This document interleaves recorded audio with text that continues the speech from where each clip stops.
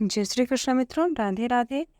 भगवान श्री हरि विष्णु और माँ लक्ष्मी की कृपा हम सभी को प्राप्त हो। आज के इस वीडियो में आप कार्तिक मास महात्म्य के 25वें तथा 26वें अध्याय की परम पावन व्रत कथा को श्रवण करेंगे। कार्तिक मास में कुल 35 अध्याय हैं, तो आज की परम पावन कथा को चलिए एक बार प्रेम से भगवान श्री हरि विष्णु के चरणों को प्रणाम करते हुए और उनके परम पावन स्वरूप का ध्यान करते हुए आज की कथा को श्रवण करते हैं। यदि इसके पहले के अध्यायों की कथा आपने श्रवण नहीं किया तो इसका लिंक डिस्क्रिप्शन बॉक्स पर दिया गया है, अवश्य जाकर श्रवण करें। श्री नारद जी कहते हैं कि हे पृथु, अपना मन लगाकर भगवान श्री हरि विष्णु के परम पावन व्रत कथा को श्रवण करो। यह परम पावन कथा श्रवण करने मात्र से मनुष्य के सभी पाप नष्ट हो जाते हैं और उन्हें भगवान श्री हरि विष्णु और माँ लक्ष्मी की असीम कृपा प्राप्त होती है। नारद जी कहते हैं, इस प्रकार भगवान श्री हरि विष्णु के पार्षदों के वचन सुनकर धर्मदत्त ने कहा, हे दूत, मनुष्य प्राय सभी कष्टों को दूर करने वाले भगवान श्री हरि विष्णु के यज्ञ, दान, व्रत, तीर्थ सेवन तथा तपस्याओं के द्वारा विधि पूर्वक आराधना करते हैं। फिर उन समस्त साधनों में ऐसा कौन सा साधन है जो भगवान श्री हरि विष्णु की प्रसन्नता को बढ़ाने वाला तथा उनके समीप की प्राप्ति कराने वाला है। दोनों पार्षद अपने पूर्व जन्म की कथा कहने लगे। हे द्विजश्रेष्ठ, आपका प्रश्न बड़ा ही श्रेष्ठ है। आज हम आपको भगवान श्री हरि विष्णु को शीघ्र प्रसन्न करने का उपाय बता रहे हैं। हम उसके संबंध में यह प्राचीन इतिहास आपको सुनाते हैं, सावधानी पूर्वक सुनो। ब्राह्मण पहले कांचीपुरी में चोल नामक एक चक्रवर्ती राजा हो गए हैं। उन्हीं के नाम पर उनके अधीन रहने वाले सभी देश चोल नाम के विख्यात हुए। राजा चोल जब इस भूमंडल पर शासन करते थे, उस समय उनके राज्य में कोई भी मनुष्य दरिद्र, दुखी, पाप में मन लगाने वाला अथवा रोगी नहीं था। एक समय की बात है, राजा चोल अनंत शयन नामक तीर्थ में गए, जहाँ ये जगदीश्वर भगवान श्री हरि विष्णु ने योग निद्रा का आश्रय लेकर शयन किया था। वहाँ भगवान विष्णु के दिव्य विग्रह की राजा ने विधि पूर्वक पूजा की। दिव्य बड़ी मुक्ता फल तथा स्वर्ण के बने हुए सुंदर पुष्पों से पूजन करके भगवान को साष्टांग प्रणाम किया। परंतु राजा जैसे ही प्रणाम करके बैठे, उन्होंने देखा कि सामने से एक ब्राह्मण आ रहा है। वो ब्राह्मण कांची नगरी का निवासी विष्णुदास था। उसने भगवान की पूजा के लिए अपने हाथ में तुलसी दल और जल लेकर रखा था। निकट आने पर उस ब्राह्मण ने भगवान श्री हरि विष्णु के विष्णु सूक्त का पाठ करते हुए देवाधिदेव भगवान को स्नान कराया और तुलसी की मंजरी तथा उन तुलसी के पत्तों से उनकी विधि प्रकार से पूजा की। राजा चोल ने जो पहले रत्न से भगवान श्री हरि विष्णु की पूजा की थी, वह सब रत्न भगवान श्री हरि विष्णु के तुलसी पत्तों से ढक गई। यह देखकर राजा अत्यंत क्रोधित हुआ और उसने क्रोध भरे शब्दों से कहा, अरे विष्णुदास, मैंने मणियों तथा स्वर्ण से भगवान की जो पूजा की थी वह कितनी अच्छी लग रही थी, कितनी शोभा दे रही थी, और तुमने तुलसी दल चढ़ाकर उसे ढक दिया। बताओ तुमने ऐसा क्यों किया? मुझे तो ऐसा लगता है कि तुम दरिद्र और गंवार हो। तुम भगवान श्री हरि विष्णु की भक्ति को नहीं जानते, न ही तुम उनके पूजन और पाठ को जानते हो। राजा की यह बात सुनकर द्विजश्रेष्ठ विष्णुदास ने कहा, हे राजन, आपको भक्ति का कुछ भी पता नहीं है। केवल राजलक्ष्मी के कारण आप यह घमंड पूर्वक बात कर रहे हैं। आप बतलाइए तो, आज से पहले आप कितने वैष्णव व्रतों का पालन किया है? तब निपश्रेष्ठ चोल ने हंसते हुए कहा, तुम तो दरिद्र और निर्धन हो। तुम्हारी भगवान श्री हरि विष्णु में भक्ति ही कितनी है। तुमने भगवान विष्णु को संतुष्ट करने वाला कोई भी यज्ञ और दान आदि नहीं किया, और ना ही पहले कभी तुमने कोई देव मंदिर ही बनवाया है, और इतने पर भी तुम्हें अपनी भक्ति का इतना गर्व है। अच्छा, तो ये सभी ब्राह्मण मेरी बात सुन लें। भगवान श्री हरि विष्णु के दर्शन अब मैं पहले करता हूँ या यह ब्राह्मण? इस बात को यह पूरे लोग देखेंगे, और हम दोनों में किसकी भक्ति कैसी है यह सब लोग स्वतः ही जान लेंगे। ना कहकर राजा अपने राजभवन को चले गए। वहां उन्होंने महर्षि मुद्गल को आचार्य बनाकर अब तो बड़ा ही भारी वैष्णव यज्ञ आरंभ कर दिया। उधर सदैव भगवान विष्णु को प्रसन्न करने वाले शास्त्रोक्त नियम में तत्पर विष्णुदास भी व्रत का पालन करते हुए वहीं भगवान श्री हरि विष्णु के मंदिर में ही टिक गए। अब तो उन्होंने माघ और कार्तिक के उत्तम व्रत का अनुष्ठान, तुलसी वन की रक्षा, एकादशी को द्वादश अक्षर मंत्र का जाप, नित्य रात्रि जागरण, गीत आदि मंगलमय आयोजनों के साथ प्रतिदिन षोडशोपचार विधि से भगवान श्री हरि विष्णु की पूजा और आदि नियमों का आचरण किया। वह प्रतिदिन चलते फिरते और सोते हर समय भगवान श्री हरि विष्णु का स्मरण किया करते थे। उनकी दृष्टि सर्वत्र एक समान हो गई थी। वो सभी प्राणियों के भीतर भगवान श्री हरि विष्णु को ही देखते थे। इस प्रकार राजा चोर और भगवान श्री हरि विष्णु के परम भक्त विष्णुदास दोनों ही भगवान लक्ष्मीपति की आराधना में संलग्न हो गए। दोनों ही अपने अपने व्रत को स्थित करते रहे और दोनों को ही संपूर्ण इंद्रिय तथा समस्त कर्म भगवान श्री हरि विष्णु को समर्पित हो चुके थे। इस अवस्था में अब तो उन्होंने दीर्घ काल तक अपना जीवन बिताया।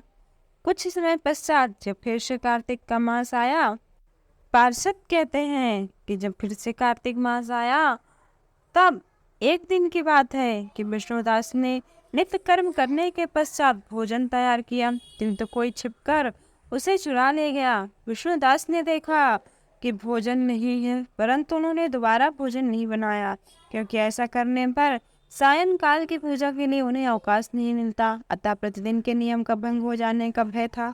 दूसरे दिन पुनः उसी समय पर उन्होंने भोजन बनाकर योगी भगवान विष्णु को भोग अर्पण करने को गए, तो ही फिर किसी ने आए और सारा भोजन ले गए। इस प्रकार 7 दिनों तक लगातार कोई उनका भोजन चुरा कर ले जा रहा था। इससे विष्णुदास को बड़ा ही विस्मय हुआ। वो मन ही मन विचार करने लगा, अहो, कौन प्रतिदिन आकर मेरी रसोई ले जाता है? यदि दोबारा रसोई बनाकर मैं भोजन तैयार करता हूँ तो सायंकाल की पूजा छूट जाती है। यदि रसोई बनाकर तुरंत ही भोजन कर लेता हूँ तो यह उचित नहीं होगा, क्योंकि भगवान श्री हरि विष्णु को बिना सब कुछ अर्पण किए कोई भी वैष्णव भोजन नहीं करते। आज उपवास करके मुझे 7 दिन हो गए। इस प्रकार मैं व्रत में कब तक स्थिर रह सकता हूँ? अच्छा, कोई बात नहीं, आज मैं अपनी रसोई की भली भांति देखभाल करूँगा। आज मेरी रसोई कोई नहीं ले जा पाएगा।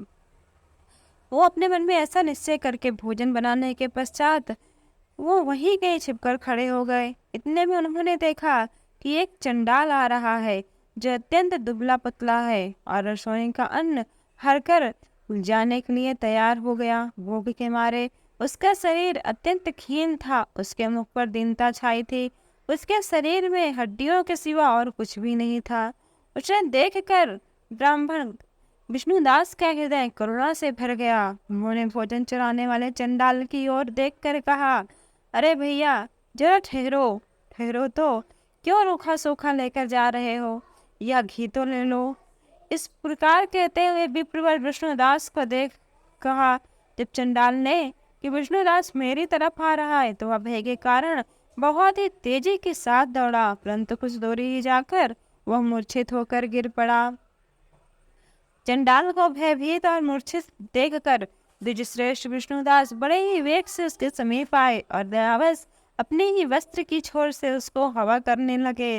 तदनंतर जब वह उठकर खड़ा हुआ तब विष्णुदास ने देखा कि वह चंडाल नहीं है, बल्कि साक्षात नारायण ही है, जिनके हाथों में शंख चक्र गदा और पद्म है, जो पीताम्बर से सुशोभित हैं, जिनके मस्तक पर स्मंतक मणि सुशोभित हो रही है। ऐसे भगवान श्री हरि विष्णु को देखकर वह ब्राह्मण दोनों हाथ जोड़कर उन्हें प्रणाम करने लगे। ब्राह्मण ने कहा, हे प्रभु, हे दीनबंधु, आपने मुझे दर्शन दिया, मैं कृतार्थ हो गया। और या उन्होंने ऐसा सिर्फ अपने मन में ही सोच रहे थे, क्योंकि उनकी वाणी तो मूक हो गई थी भगवान के दर्शन करके। वो और स्तुति और मुंह से भगवान को नमस्कार भी न कर पाए। भगवान ने सात्विक व्रत का पालन करने वाले अपने भक्त विष्णुदास को अपने हृदय से लगा लिया और उन्हें अपना जैसा रूप देकर अपने दिव्य वैकुंठ धाम को ले गए। उसी समय यज्ञ में दीक्षित हुए राजा चोल ने देखा कि विष्णुदास एक श्रेष्ठ विमान पर बैठकर भगवान श्री हरि विष्णु के समीप जा रहे हैं। विष्णुदास को बैकुंठ में जाता हुआ देख राजा ने शीघ्र ही अपने गुरु महर्षि मुद्गल को बुलाया और इस प्रकार कहना आरंभ किया, जिसके साथ स्पर्धा करके मैंने यज्ञ दान आदि कर्म का अनुष्ठान किया है, वह ब्राह्मण आज भगवान विष्णु का रूप धारण करके मुझसे पहले ही वैकुंठ धाम को जा रहा है।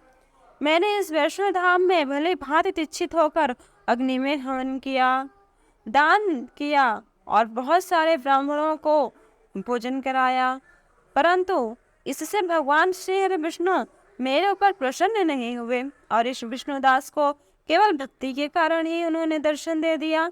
अतः जान पड़ता है कि भगवान विष्णु केवल दान और यज्ञों से प्रसन्न नहीं होते, उन प्रभु का दर्शन करने में केवल भक्ति ही प्रधान है। दोनों पार्षदों ने कहा कि इस प्रकार कहकर राजा ने अपने भांजे को राज सिंहासन पर अभिषिक्त कर दिया। वो बचपन से यज्ञ की दीक्षा लेकर उसी में संलग्न रहते थे, इस कारण उन्होंने विवाह नहीं किया था और इस कारण उनके संतान भी नहीं थी।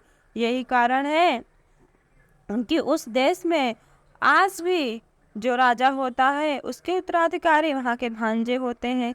अपने भांजे को अपना राज्य देकर वो राजा यज्ञशाला में गए और यज्ञ कुंड के सामने खड़े होकर भगवान श्री हरि विष्णु को संबोधित करते हुए 3 बार उच्च स्वर में बोले, हे भगवान विष्णु, आप मुझे मन वाणी शरीर और क्रिया द्वारा होने वाली अविचल भक्ति प्रदान कीजिए। इस प्रकार कहकर वो सबके देखते देखते अग्निकुंड में कूद पड़े। बस उसी क्षण भक्तवत्सल भगवान श्री हरि विष्णु अग्निकुंड में प्रकट हो गए। उन्होंने राजा को भी अपने हृदय से लगाकर एक श्रेष्ठ विमान में बिठाया और उन्हें अपने साथ लेकर वैकुंठ धाम को प्रस्थान किया।